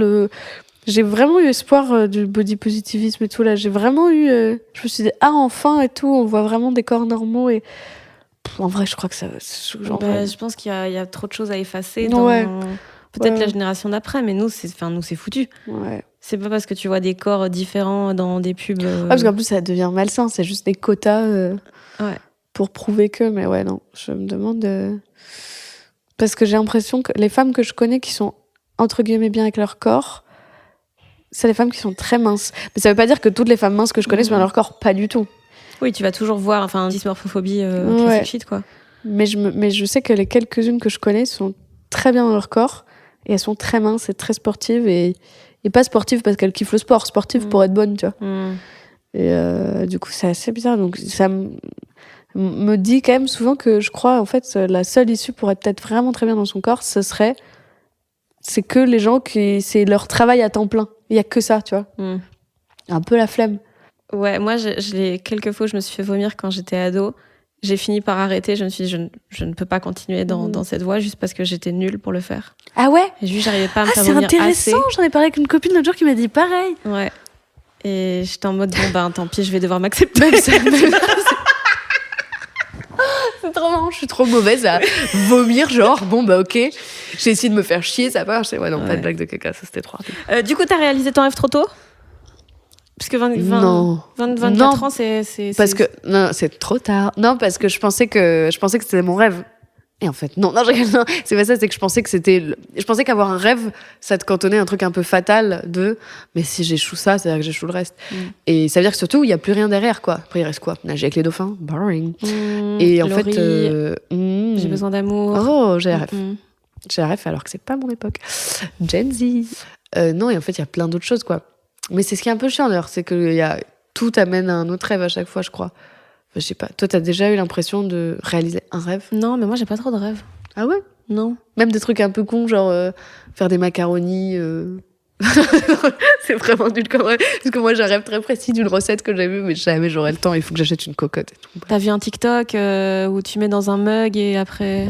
Et mac and cheese. Non, ouais, c'est des trucs où en fait, alors il y a plusieurs trucs. Moi, je me suis fait embrouiller par ma grande sœur parce qu'un jour, elle m'a vu mettre du lait dans l'eau pour cuire les pâtes. Elle était genre, meurs en fait. J'ai trouvé ça un peu extrême de sa part. Ouais. Mais en même temps, c'est la base d'une relation sœur-sœur. Ouais. Et en fait, elle ne me croit pas que ça se fait. Et là, je crois que mon métier, c'est juste pour prouver à ma sœur que ça se fait à une heure de grande écoute. parce qu'il y a plein de tutos où les gens mettent du lait dans les pâtes, ils sont très américains. Et des fois, je suis genre trop européenne pour ça. Mais ça se fait. Est-ce que c'est bon? C'est pas la question. Mais ça existe. Mais du coup, là, tu dis donc les rêves, ils évoluent et tout. C'est pas qu'il y a pas un truc après. Là, t'as une idée, même vague, de un objectif quelque part? Oui, c'est sûr. J'aimerais réaliser mon film à court-métrage à partir de septembre-octobre 2026. Ah oui, c'est très précis quand même. En fait, j'avais un rêve. J'ai rencontré, je sais pas si tu vois qui c'est, Anthony Bajon, un acteur que j'adore, qui joue dans Chien de la casse avec Raphaël Quenard. Ils sont deux. Ouais, bon, ok. Et non, bref, c'est un acteur que j'adore sa sensibilité. J'aime trop comment il joue. Et on l'a reçu à Inter il y a un peu plus d'un an, en janvier 2025. Et il m'avait envoyé un message en mode c'était super ta chronique et tout. Et j'étais genre je t'adore, je suis fan de toi. Et il avait dit dans cette émission que son rêve c'était de faire une comédie romantique. Et moi je rêve de le voir dans une comédie romantique. Et donc j'ai pris un peu mon courage à deux mains au repas de Noël, car un peu ivre de mon côté. Et on s'écrivait souvent juste des messages de force de j'aime trop ce que tu fais, machin et tout. Et vas-y continue, j'ai vu ce film, trop bien. Ah moi j'ai écouté ta chronique, genre juste un mimi adorable, trop gentil. Et en plus il m'a envoyé de la force à des moments où il le savait pas, mais où ça a vraiment compté pour moi, où je sors d'un énième casting de trucs il me dit ça va être trop chouette. Et il est venu à mon spectacle, à la dernière au Petit Mathurin. Il m'a dit c'est génial, tout est en place et tout machin, c'était trop forte et tout. J'étais genre c'est vraiment gentil, et sans faire la fangirl, j'étais vraiment comme je t'admire, donc ça me touche tellement que toi tu me dises ça. Et puis après le repas de Noël, j'ai pris mon courage à deux mains. Et je lui ai dit, en fait, voilà, j'écris une comédie romantique depuis 1 an pour toi, parce que je rêve de devoir jouer dans ça et tout, machin. Et t'es en mode, mais carrément, mais t'as mon accord, enfin, t'as vraiment juste, déjà, t'as mon oui de principe. Et en fait, pour la petite anecdote, toi qui as vu mon spectacle, tu vois, il y a des parodies de bandes-annonces en audio, tu sais, les bandes-annonces au César de nanana, dans nanana. Et on les a tournées avec lui. Et on a tourné des parodies de bande-annonces qui sont dans mon spectacle actuellement à Paris. Mais je crois que j'ai spoilé la fin, mais tant pis. Et c'est le truc le plus kiffant de jouer avec un acteur dont tu es fan pour des blagues. Et des blagues, quoi. Tu as vraiment des blagues, c'est du prout, c'est du machin et tout. C'est tellement jouissif. Et d'avoir fait ça, je lui ai dit après la fin de journée de tournage de ça, je lui ai dit, mais tu te rends pas compte, mec, c'est genre... Je me sens tellement bien et j'ai tellement envie de faire ça et ça me donne tellement doublement envie d'écrire cette comédie, machin et tout. Et donc d'abord, j'ai en fait un court-métrage. Et ça, c'est un truc très concret, quoi, tu vois. Et ça, c'est vraiment, je m'accroche à ça. Genre, c'est un tout petit truc qui est dans un petit coin de mon cerveau et de mon ordi et de quelques discussions avec mon agente. Mais c'est genre, c'est vraiment une corde. Vraiment, quand ça va pas, depuis 4 jours, je fais du crochet ou je crée mon film, quoi. J'avance dessus et je fais des relectures de tel truc, de tel truc et tout. Et ça, je pense qu'il y a que comme ça que moi, ma vie peut être assez saine et tenir plutôt bien, c'est m'accrocher que à des petits rêves comme ça tout le temps, tu vois. Qui sont pas petits, mais je veux dire des petits dans le sens c'est accessible, quoi. Pas genre acheter 2 apparts à Paris demain, un apport de 12 € de mon côté. Est-ce que c'est ok pour vous? Merci beaucoup, Emma. Avec plaisir, Fanny, tu rigoles? Passer entre nous? Non, on rigole pas. Non, on rigole pas. Merci beaucoup. J'espère que l'épisode vous a plu autant qu'à moi. Emma Beaujean joue son spectacle Attends-moi, j'arrive tous les mardis jusque juin au Théâtre Le Pic et en tournée partout en France et en Belgique. Je mets le lien de réservation en description. J'y glisse aussi ses réseaux et ses chroniques France Inter.